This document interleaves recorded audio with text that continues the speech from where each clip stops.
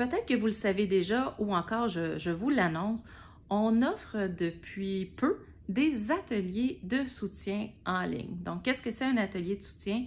C'est un atelier qui se veut à la fois informatif, où est-ce qu'on va couvrir des sujets plus théoriques, tout en incluant des trucs pratico-pratiques pour que vous puissiez les mettre en action suite à l'atelier, mais qui laisse aussi une place à l'échange entre les participants, où est-ce que justement vous pouvez discuter avec d'autres personnes qui sont dans le parcours de la chirurgie bariatrique, donc dans le même bateau, comme on dit.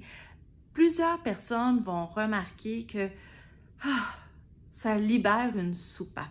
Ça permet de normaliser, si on veut, certaines émotions, certains comportements, certaines difficultés. Bref, ça diminue un peu la solitude que certaines personnes ressentent, surtout s'ils ont personne dans leur famille, personne dans leur entourage qui a eu recours à une chirurgie bariatrique comme eux. J'ai donné, il n'y a pas si longtemps, mon premier atelier de soutien qui portait sur les peurs après une chirurgie bariatrique. Donc, les peurs, je suis restée très large dans le sujet et malheureusement, ce qui devait se passer s'est passé, c'est-à-dire que j'avais beaucoup trop de choses à dire, à expliquer, à normaliser, Bref, j'ai parlé beaucoup. Je me suis donc rendu compte, et même si je pense que la majorité ont quand même apprécié l'atelier, que c'est un sujet trop large, les peurs. Donc, j'avais l'intention de le formater différemment la prochaine fois que je vais l'offrir et donc d'y aller plus avec les peurs générales, mais de différencier avec la peur du regain de poids. Parce que la peur du regain de poids, c'est une thématique qui est très large, qui couvre plusieurs aspects. Et dans le cadre de l'atelier, je veux vous montrer à calculer le fameux pourcentage d'excess weight, donc le pourcentage d'excès de perte de poids. Puis ça, bien justement, ça implique quand même quelques petits calculs mathématiques, ça implique justement de faire quand même un rationnel cartésien avec la calculatrice. Puis si on veut se garder du temps pour l'échange, bien le sujet, les peurs, que voulez-vous? C'est trop large, surtout avec Bibi qui parle beaucoup.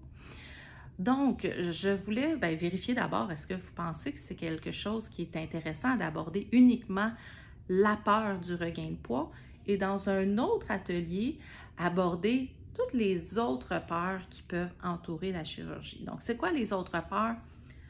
La peur de l'obsession de la balance, la peur de l'obsession des protéines quand ça devient envahissant, toute la planification, puis qu'on a peur d'intégrer aussi parfois de nouveaux aliments. Quand on a quelques aliments qu'on consomme, mais là, on a peur d'aller essayer des nouveaux, de peur des vomissements, de peur des inconforts, peur de trop manger, peur au niveau des changements corporels. Donc, qu'est-ce que je peux faire au niveau de la texture de la peau, la perte des cheveux?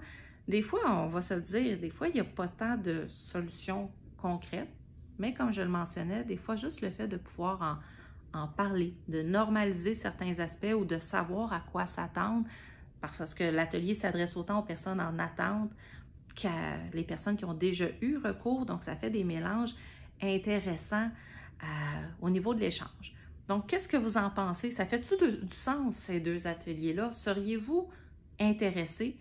Et est-ce qu'il y a d'autres sujets que vous aimeriez qu'on aborde? Bien évidemment, ça, on veut le savoir aussi. Donc, n'hésitez pas à le mentionner en commentaire suite à la vidéo.